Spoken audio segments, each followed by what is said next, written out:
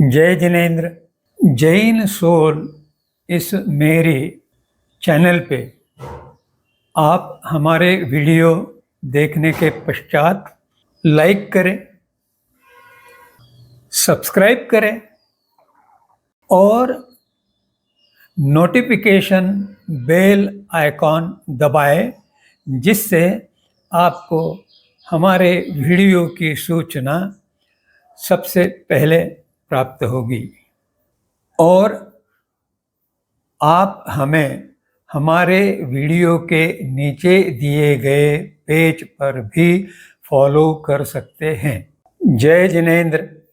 हमने आहार क्या होता है, किस लिए होता है, इस संबंध में विचार किया।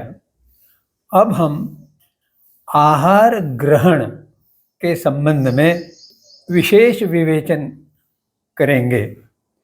जैन दर्शन में आहार का बहुत ही वैज्ञानिक पद्धति से विचार किया गया है और उसके अनुकूल पद्धति बताई गई है।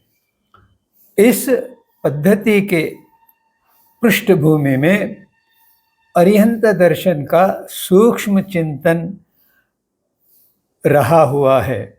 वह सूक्ष्म चिंतन है देश, क्षेत्र, काल, भाव और भव, इन 5 दृष्टियों से विचार करना। और जब हम किसी चीज, किसी वस्तु के संबंध में विचार करते हैं तो हमें विभिन्न प्रकार के प्रश्न पूछने पर उसके जो उत्तर मिलते हैं वह विचार को पोषक है। आगे भी उस पर फिर विवेचन और चिंतन हो सकता है, जिससे और गहराई से ज्ञान प्राप्त हो। तो पहला प्रश्न है, हम आहार क्यों खाएं? अब जीवन जीने के लिए आहार आवश्यक है। यह प्रथम आवश्यकता होने के कारण आहार ग्रहण करना अनिवार्य है। आध्यात्मिक दृष्टि से देखा जाए तो शरीर यह साधना का एक उत्तम साधन है। विशेषतः मनुष्य जो है उसके शरीर में मन की उपस्थिति होने के कारण वह विचार कर सकता है, मनन कर सकता है, चिंतन कर सकता है, विवेक जागृत कर सकता है, मंथन करके अच्छी जीवन शैली का विकास कर सकता है। इसलिए शरीर स्वस्थ होना आवश्यक है और शरीर को स्वस्थ रखने में जो अनेक बातें आवश्यक है उनमें से आहार भी आवश्यक है। इसके संबंध में कुछ और अधिक बातें अन्य प्रश्नों में विचार करते हुए करेंगे। और जो हमने कर्म किए हुए हैं, 2 प्रकार के कर्म होते हैं, एक शारीरिक कर्म और एक आध्यात्मिक कर्म। शारीरिक कर्म यानी परिश्रम, और जब परिश्रम करते हैं तो आहार से उत्पन्न ऊर्जा जो है उसका उपयोग किया जाता है, तो शरीर में धीरे धीरे वह ऊर्जा समाप्ति की तरफ आगे बढ़ती है और उसके कारण क्षुधा या भूख का निर्माण होता है, संज्ञा होती है, और इस कारण हमें भोजन करना या आहार ग्रहण करना अनिवार्य हो जाता है। अब प्रश्न दूसरा उठता है, वह है क्या खाएं? तो इसके लिए जैन दर्शन बताता है कि जो शरीर प्रकृति के लिए अनुकूल है वही आहार करना चाहिए।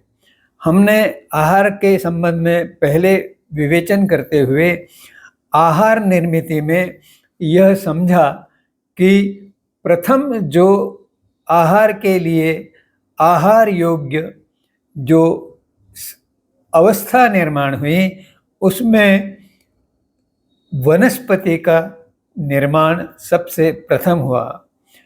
इसका अर्थ यह हुआ कि शाकाहार यह मनुष्य की प्रकृति के लिए अनुकूल आहार है, परंतु कुछ समय पश्चात मनुष्य ने और प्राणियों को जो मांस खाते हुए देखा, तब उसे भी मांस खाने की इच्छा जागृत हुई। वास्तव में निसर्ग की रचना ऐसी थी कि जैसे जैसे प्राणियों में विकास होता गया और जब शाकाहारी प्राणी बहुत मात्रा में निर्माण हो गए, तो निसर्ग ने उनकी संख्या घटाने के लिए हिंस्र पशुओं का निर्माण किया, जिससे प्रकृति में संतुलन बना रहे।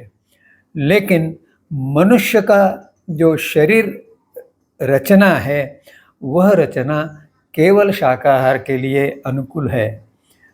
जैसे हम पानी पीते हैं तो घूंट घूंट पीते हैं, लेकिन मांसाहारी प्राणी चाट कर पानी पीते हैं, यह आपने देखा होगा। दूसरा, जो दांतों की रचना है, वह हिंस्र पशुओं में, मांसाहारी पशुओं में तीक्ष्ण दांत होते हैं और मानव के लिए कोई दांत तीक्ष्ण नहीं है। इसलिए शाकाहार ही, और भी बहुत से कारण हैं, परंतु ये दो प्रमुख कारण बताने से हमें यह समझ में आ जाएगा कि शाकाहार ही मनुष्य के लिए अनुकूल है। वैसे भी यह सब दूर पता है कि मांसाहारी मनुष्य भी केवल मांसाहार पे नहीं जीता, वह मांसाहार के साथ शाकाहार भी करता है और मांसाहार कभी कभी करता है। अगर कुछ संकेत दे तो हम यह कह सकते हैं कि वह 5 से 10% मांसाहार करता है, लेकिन 90 से 95% वह शाकाहार ही करता है। दूसरी बात, भक्ष्य और अभक्ष्य का विवेक होना चाहिए। अब भक्ष्य बातें कौन सी है और अभक्ष्य बातें कौन सी है? हम कोई भी वनस्पति खा नहीं सकते, तो भक्ष्य हमारे लिए वह हुआ जैसे गेहूं है, चावल है, सब्जियां हैं, फल है, ये हमारे लिए भक्ष्य हुई। लेकिन फलों में भी सभी फल हम नहीं खा सकते, तो वे अभक्ष्य हो गए। इसके संबंध में विवेक रखकर कोई भी अनाज या सब्जी या फल का ग्रहण करना चाहिए। अचित्त, यह जैन दर्शन की विचारधारा है कि अचित्त आहार लेना चाहिए। अब अचित्त का अर्थ क्या है? अचित्त का अर्थ यह है कि जिसमें किसी का चित्त नहीं फंसा हुआ है, उसमें चेतना नहीं है।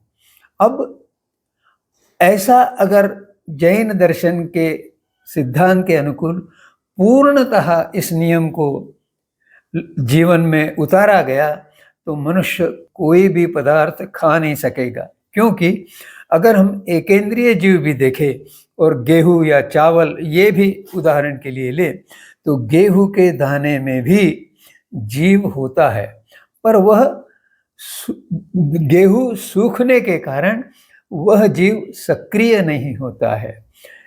और मनुष्य के जीवन के लिए कुछ न कुछ खाना आवश्यक है। तो सबसे जो कम हिंसाकारी आहार है, वही आहार मनुष्य को लेना चाहिए।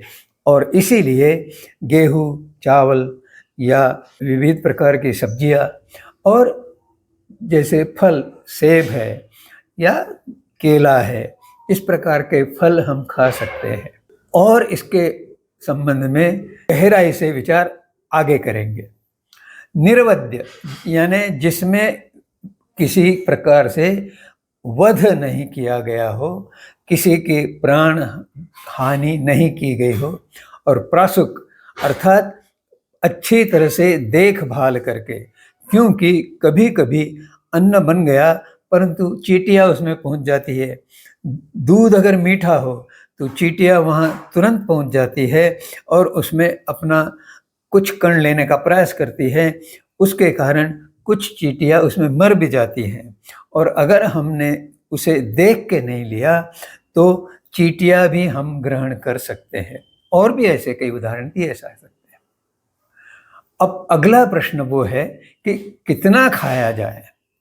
जैन दर्शन ने यह बताया है कि पुरुष के लिए 32 कवल कौर ग्रास और स्त्री के लिए 28 ग्रास आहार पर्याप्त है।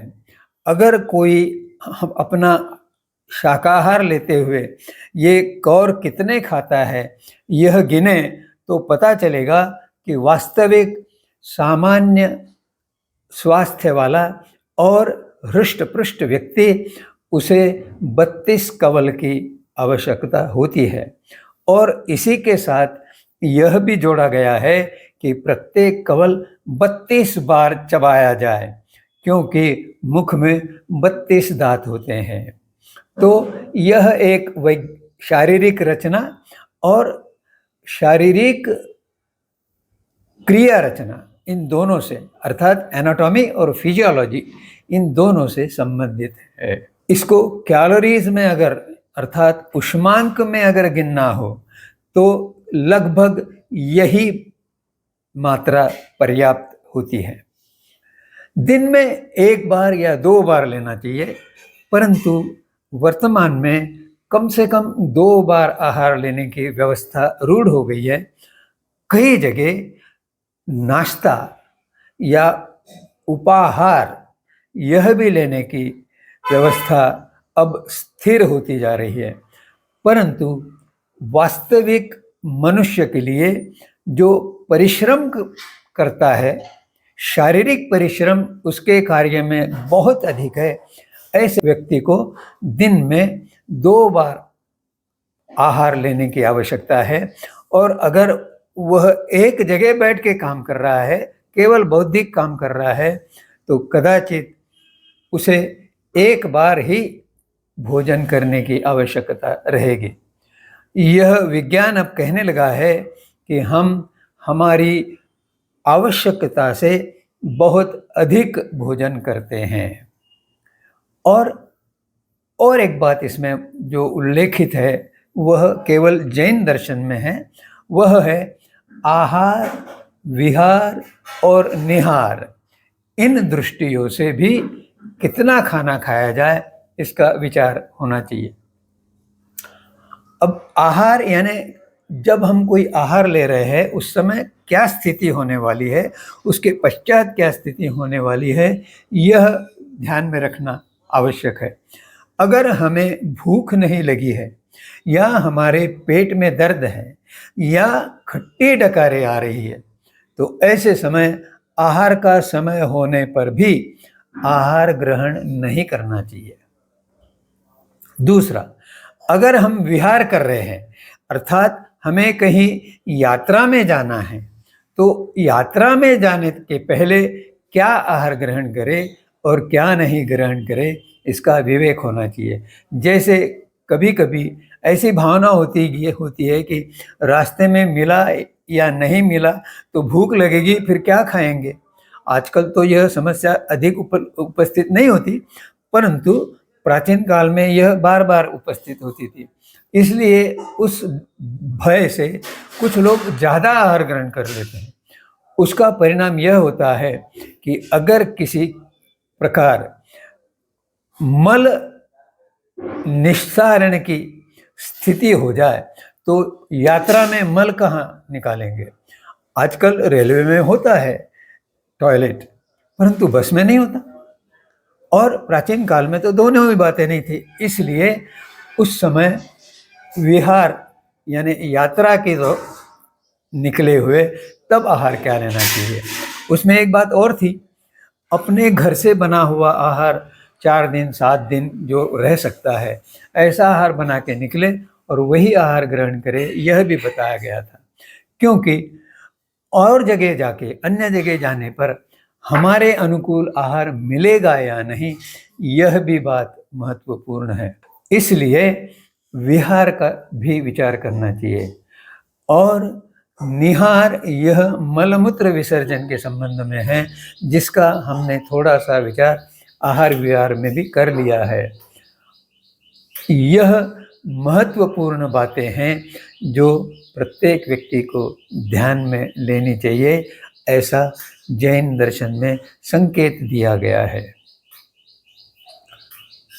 यहीं रुकते हुए आपसे नम्र निवेदन है कि अगर आपके मन में कोई जैन दर्शन के संबंध में शंकाएं उपस्थित हुई है तो वे शंकाएं मुझे भेजें। उसके लिए आप कमेंट सेक्शन का उपयोग कर सकते हैं।